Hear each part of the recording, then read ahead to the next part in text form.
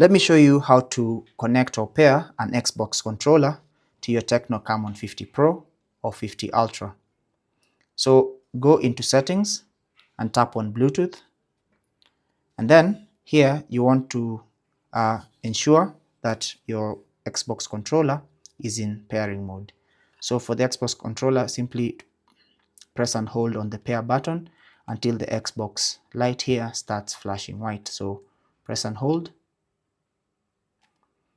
like that, and as you can see, the Xbox controller is now in pairing mode. So now what you want to do is go back to your phone and scan for devices, and as you can see, my Xbox controller has been detected, so I'll tap on it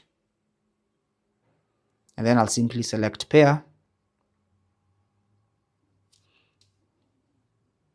and now once the Xbox controller is connected, I can now start using my Xbox controller for gaming on my phone on the Tecno Camon 50 Pro or 50 Ultra. Take care and God bless.